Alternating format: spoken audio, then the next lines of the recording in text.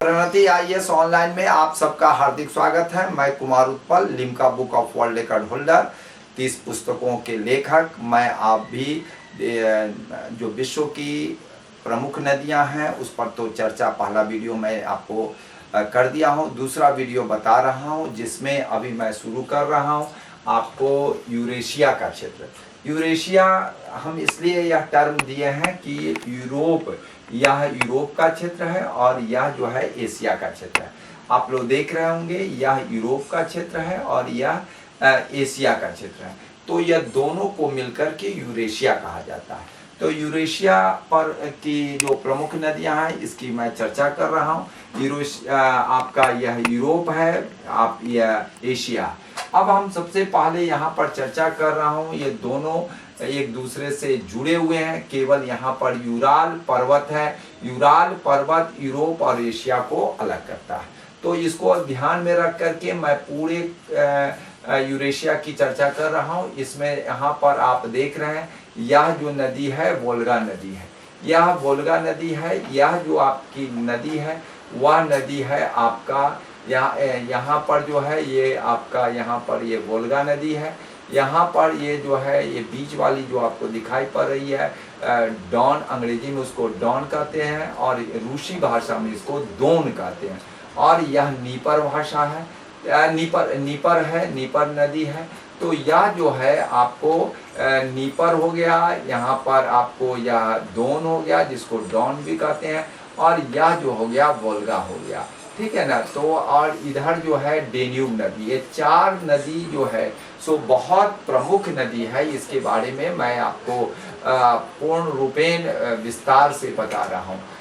यहाँ पर सबसे पहले मैं वोल्गा नदी के बारे में बता रहा हूँ। यूरोप की सबसे लंबी नदी जो वोल्गा नदी है और इसका उद्गम जो है वल्दाई की पहाड़ी से इसकी उद्गम होती है और मुहाना जो है कैस्पियन सागर में आकर के गिरती है।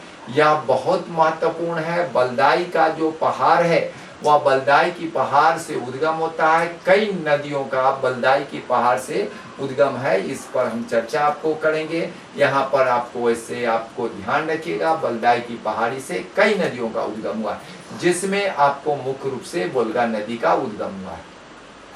अब हम आते हैं यहाँ डॉन नदी जिसका उद्गम जो है पश्चिमी रूस से हुआ है।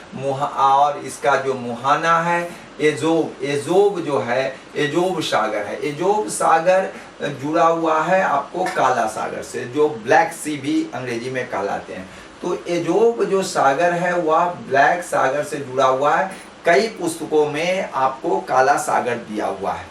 आप उससे चिंतित नहीं होंगे क्योंकि काला सागर भी अगर ऑप्शन में आ जाता है, 4 ऑप्शन में पीटी में आ जाता है, तो आप अगर ऑप्शन एजोब सागर नहीं है काला सागर है तो भी सही आप कर सकते हैं। लेकिन अगर एजोब सागर है तो एजोब सागर में ही यह मिलता है। एजोब सागर जो काला सागर से जुड़ा हुआ है। यहाँ भी कंफ्यूजन हो जाता है बच्चों को, इसलिए मैंने आपको बता दिया है कि एजोब सागर में यह मिलता है और एजोब सागर काला सागर से। तो एजोब सागर छोटा है, काला सागर बड़ा है। ब्लैक सी बहुत फेमस है, इसीलिए बहुत सारे कंपटीशन में काला सागर ही देता है। इसलिए काला सागर भी ऑप्शन में रहे तो सही है। अगर एजोब सागर देता है तो वह ज़्यादा अच्छा है, इसको ध्यान आप रखेंगे। तो यह जो है आपको डॉन नदी जो है इसका एजोब सागर है, काला सागर से जुड़ा होता है, इसको ध्यान रखेंगे। और मैं आपको बता रहा हूँ काला सागर में आपको यहाँ पर काला सागर में कई नदियाँ इसमें आकर के मिलती है। मीन्स आपको यहाँ पर मुहाना जो है काला सागर, जैसे यहाँ पर ये डेन्यूब नदी है। डेन्यूब नदी जो है ब्लैक फॉरेस्ट से यह निकलती है और यह ब्लैक सागर, ब्लैक दोनों है, ब्लैक फॉरेस्ट से डेन्यूब नदी निकलती है और यह जो है आपको ब्लैक सी में गिरती है जिसको काला सागर हिंदी में कहते हैं। और यह डेन्यूब नदी बहुत फेमस है क्योंकि 10 यूरोपीय देशों से यह गुजर करके काला सागर में आके गिरती है। तो काला सागर में एक डेन्यूब गिरती है। आपको दूसरा मैंने आपको बताया है कि डॉन नदी जो एजोब सागर के बाद एजोब सागर जो काला सागर से जुड़ा हुआ है उसको भी आप इंक्लूड कर सकते हैं। तीसरा जो है नीपर, नीपर नदी जो है रूस की प्रमुख नदी है। और यह जो है इसका जो आपका बलदाई की पहाड़ी, ये बलदाई की पहाड़ी है जहाँ से यह नीपर नदी, मैंने आपको बताया नीपर नदी या बलदाई की पहाड़ी का क्षेत्र है। बलदाई की पहाड़ी से नीपर नदी निकलती है और बलदाई की पहाड़ी से वोल्गा नदी निकलती है। तो यह जो है आकर के ब्लैक सी में, लेकिन वोल्गा जो है कैस्पियन सागर मिलती है, नीपर जो है ब्लैक सागर में मिलती है, काला सागर मिलती है। इसको आप ध्यान रखेंगे। और आपको बता देते हैं कि एक यूराल नदी है, यहाँ पर यूराल पर्वत से यूराल नदी जो है यह यूरोप की तीसरी बड़ी नदी है और एशिया की 10वीं लंबी ये आपको है यूराल नदी है। और इसका उद्गम जो है यूराल पर्वत, यहाँ जो है यूराल पर्वत से निकलता है। अब मुहाना आकर के यह जो है आपको कैस्पियन सागर में आकर के मिलती है। तो कैस्पियन सागर में भी यूराल आके मिलती है। और आपको यह हमने आपको बताया है कि यूराल यह जो है कैस्पियन सागर में, दूसरा वोल्गा नदी मिलती है। तो वोल्गा और यूराल जो है कैस्पियन सागर मिलती है। काला सागर में आपको नीपर मिलती है, डेन्यूब मिलती है। और ये जो है डॉन जो है एजोव सागर मिलती है जो काला सागर से जुड़ा हुआ है। तो यह जो है आपको काला सागर और आपको कैस्पियन सागर दोनों को आप ध्यान रखेंगे तो आपको ध्यान हो जाएगा। अब हम आते हैं एक एशिया की सबसे बड़ी नदी है जो यहाँ से चलती है और यहाँ तक आती है। मीन्स एशिया की सबसे बड़ी नदी है। यह तिब्बत का पठार क्षेत्र है जिसको पामीर का भी पठार कहते हैं। और यह जो है चीन सागर, यह चीन सागर है जिसमें आपको आके मिलती है। यांगशी नदी एशिया की सबसे लंबी नदी है। उसके बाद आपको बता दें यह मेकांग है, मेकांग नदी भी आपको चीन सागर में मिलती है और तिब्बत के पठार के क्षेत्रों से इसका उद्गम है। तो आपको बता दें यांगशी नदी और मेकांग नदी दोनों ही तिब्बत के पठार से उद्गम है। और इसका जो है आपको जब मुहाना कहेंगे तो चीन सागर है। लेकिन यांगशी नदी जो है आपका, यह जो है आपका सबसे बड़ी नदी है, एशिया की सबसे लंबी नदी है। इसको आप ध्यान देंगे।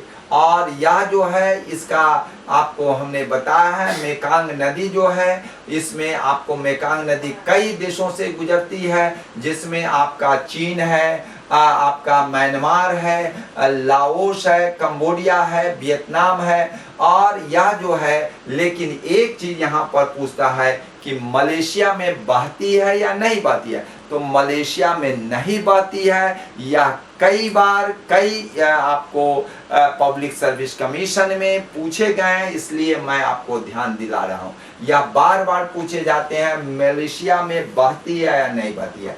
और मेकांग जो है, मेकांग का भारत के साथ भी मेकांग गंगा परियोजना की शुरुआत हुई है जो बहुत सिंचाई की दृष्टिकोण से बहुत महत्वपूर्ण है। तो इसको आप ध्यान देंगे।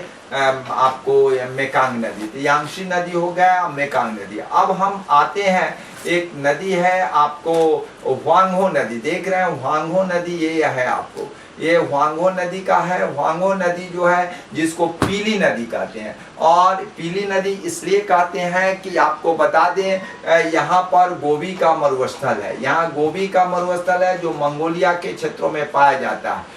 या जो है वहाँ से बालू के पीले कण जो है वह उड़ करके लोएस मैदान के रूप में या जो है ह्वांगहो की नदी की धारा में बीच में गिरती है। और वह एकाएक करोड़ों टन बालू के कण जो गिरते हैं उसकी धारा अवरुद्ध हो जाती है। और धारा अवरुद्ध हो जाती है तो एक तरफ जो है पानी का बहुत बड़ा जमावड़ा हो जाता है। और जिससे वह बालू के कण, आप जान ही रहे हैं, एक दूसरे से बहुत ही साधारण रूप से जुड़े हुए रहते हैं, लूजली अट्रैक्टेड होते हैं। तो लूजली अट्रैक्टेड होते हैं तो स्वाभाविक है कि आपको क्या होगा कि पानी के दबाव को वह रोक नहीं पाता है और पानी 40 फीट 50 फीट ऊंची हो जाती है एक तरफ। जब वह टूटती है तो कई शहरों को वह आपको बाढ़ से प्रभावित कर देती है। कई शहर जलमग्न हो जाते हैं। जल प्लावन का बहुत बड़ा क्षेत्र फैल जाता है, जिससे बहुत सारे धन की हानि होती है और बहुत सारे घर मकान जन की हानि होती है। तो इसीलिए इसको कहा जाता है, आपको या चीन के दुख कहा जाता है। और इसको यह सौरो इसको कहा जाता है, सौरो ऑफ चाइना, चीन के दुख। और दूसरा इसका नाम है हान के बेटे का संकट के नाम से जाना जाता है। इसका एक और नाम है जो विश्वासघाती नदी के रूप में या सर्वाधिक विश्व में सर्वाधिक प्रसिद्ध है। विश्वासघाती नदी के रूप में या पूरे विश्व में प्रसिद्ध है। यह जो है आपको मैं बार बार कह रहा हूँ, चीन के दुख और हान के बेटे का संकट नाम से यह माने जाना जाता है। ठीक है ना। तो यह जो है आपको ह्वांगहो नदी को आपने जाना है। और यह जो है आपका एक और नदी है जो आपको आगे हम बतला रहे हैं, आमूर नदी। आमूर नदी जो बहुत प्रसिद्ध नदी है। और यह आमूर नदी जो है आपको बता देते हैं कि यह सिल्का और आर्गुन दो नदियों के मिलन से यह आमूर का, देखिए यहाँ जाके टेटरी की स्ट्रेट में जाकर के यह मिलती है। आमूर की नदी, जो आमूर की नदी बहुत, आमूर का दरिया बहुत इतिहास में बहुत फेमस है। ठीक है ना। तो यह आमूर सिल्का और आर्गुन मिल करके यह आगे आमूर की नदी बनाती है, जिसको टेटरी की स्ट्रेट में जाकर के इसका मुहाना है। इसको ध्यान में आपको रखना होगा। इधर आपको एक और नदी है, ओब नदी है। ओब नदी जो है आगे चल करके फिर डिवाइड करती है, जो इर्तिस नदी के रूप में डिवाइड करती है। एक है लेना नदी है। तो ये सब जो नदियां हैं, यह नदियां जो हैं एशिया की प्रमुख नदियां हैं, जिसकी चर्चा मैंने आपको अभी किया है। मैं आपको थोड़ा सा और चर्चा कर देना चाहता हूं कि यहाँ पर जो है आपको यह जो क्षेत्र है आपको म्यांमार का क्षेत्र है। और यह म्यांमार की सबसे लंबी नदी जो है, जिसको हम साल्विन नदी कहते हैं, जिसका यहाँ पर नाम है साल्विन नदी। और यह साल्विन नदी जो है वह जो है म्यांमार की सबसे लंबी नदी है। और तिब्बत के पठार से यह निकलती हुई और यह जाके अंडमान सागर में जाकर के गिरती है। यह जो है साल्विन नदी म्यांमार की सबसे लंबी नदी है। इसको आप लोग ध्यान रखेंगे। इसके बाद मैं आपको बता रहा हूँ श्रीलंका का। यह जो श्रीलंका है, यहाँ पर आपको श्रीलंका है। यह श्रीलंका में सबसे बड़ी नदी जो है, श्रीलंका की सबसे बड़ी नदी जो है वह जो है आपको महावेली गंगा है। महावेली गंगा है जो श्रीलंका की सबसे बड़ी नदी है। इसको आप लोग ध्यान रखेंगे। मैं थोड़ा सा इस पर आपको बतला देता हूँ कि यहाँ पर जो ओब नदी है, ओब नदी के बारे में थोड़ा सा और चर्चा कर देना चाहता हूँ कि यह जो है उत्तर एशिया के पश्चिम साइबेरिया क्षेत्र की नदी है, वो ओब है। और यह जो है विश्व की सातवीं बड़ी नदी के रूप में जाना जाता है। यह ओब नदी है। और एनिसे नदी और लेना नदी के साथ यह जो है आर्कटिक सागर में बहने वाली तीसरी महान साइबेरिया नदी मानी जाती है। ओब की खाड़ी दुनिया की सबसे लंबी मुहाना ईश्वरी माना जाता है। ओब का ईश्वरी जो है विश्व का सबसे लंबा ईश्वरी, जिसको मुहाना कहते हैं, माना जाता है इसको ओब का। तो इसलिए ओब को ध्यान रखेंगे तो आपका बहुत सारे प्रश्न बन जाएंगे। मैं थोड़ा सा आपको और भी चर्चा कर देना चाहता हूँ कि आपको थोड़ा सा इसलिए चर्चा कर दे रहा हूँ। यूरोप की कुछ नदियां हैं, जैसे स्प्री नदी है। यहाँ पर आप लोग ध्यान देंगे, स्प्री नदी जो है यूरोप महादेश और महाद्वीप की नदियों में स्प्री नदी पर बर्लिन शहर है जो जर्मनी में है। ये भी पूछता है कौन सा शहर किस नदी पर है, तो एक है मेंजेनरेस नदी है, मेंजेनरेस नदी जो है मैड्रिड में है, आपको स्पेन में है। डेन्यूब नदी वियना ऑस्ट्रिया में है, और आपको टाइबर नदी है जो रोम में है, इटली में है, आपको इटली देश में है। टेम्स नदी लंदन में है, आपको इंग्लैंड में है, इंग्लैंड आपका देश में है। तो लंदन जो है टेम्स नदी पर बसा हुआ है। तो ये भी बराबर पूछा जाता है। यह यूरोप की प्रमुख नदियां है। स्प्री बर्लिन जर्मनी, बर्लिन शहर का नाम है, जर्मनी देश में है। मेंजेनरेस नदी जो है मैड्रिड स्पेन, डेन्यूब नदी वियना ऑस्ट्रिया में है, टाइबर नदी रोम इटली देश में है, टेम्स नदी लंदन इंग्लैंड में है। तो ये भी प्रश्न बराबर पूछे जाते हैं, इसलिए मैंने शहर के आधार पर, यूरोप के शहर के आधार पर मैंने आपको बता दिया। दूसरी बात यह है, मैं एक बात बता देना चाहता हूँ, राइन नदी जो है वह यूरोप की भ्रंश घाटी से होकर बहती है, जिसे कोयला नदी भी कहते हैं। उसको कोयला नदी भी कहते हैं क्योंकि आसपास जो है कोयला का निक्षेप बहुत मात्रा में मिलता है, और इसका उद्गम स्थल जो है राइन नदी का वह स्विट्जरलैंड है, जो आल्प्स पर्वत पर भ्रंश घाटी से यह ओरिजिनेट होता है। मुहाना उत्तर सागर नॉर्थ सागर में, नॉर्थ सी में यह जाकर के मिलता है, और यह जो है नीदरलैंड देश से होकर बहती है। तो राइन नदी जो है बहुत फेमस है, इसको आप ध्यान रखिएगा, जिसको कोयला नदी के रूप में भी जाना जाता है। अब हम आते हैं, यह जो है यूरोप की व्यस्ततम आंतरिक जल परिवहन मार्ग है। यूरोप का सबसे व्यस्ततम रॉटरडम बंदरगाह स्थित है, जिसे यूरोपीय व्यापार की जीवन रेखा कहा जाता है। यूरोपीय व्यापार की जीवन रेखा कहा जाता है, इसको ध्यान रखेंगे, यह बार बार पूछा जाता है। अब हम आते हैं, आपको एक नदी है जो आपका इटली में है, और इटली का जो नदी है वो पो नदी है। पो नदी के बारे में मैंने यहाँ लिख दिया है। पो नदी है इटली की गंगा कही जाती है, और तथा यह यहाँ की सबसे लंबी नदी है। इटली की सबसे लंबी नदी जो है वह जो है पो नदी है, और यह जो है आपको जो पूरब की ओर बहती है। उद्गम इसका जो है कॉटियन आल्प्स है, जो मोंटे विस्को कहा जाता है। मुहाना एड्रियाटिक सागर है, यहाँ पर यह एड्रियाटिक सागर है, यहाँ पर जाकर के यह मिलती है। यह इटली की पो नदी जो है इटली की गंगा कही जाती है। बार बार प्रश्न पूछे जाते हैं, इसको आप लोग ध्यान रखेंगे। मैं आप लोगों से निवेदन करता हूँ, आप लोगों से आग्रह करता हूँ कि आप मेरे चैनल जो अगर सब्सक्राइब नहीं किए हैं सब्सक्राइब करेंगे। अगर आप लोग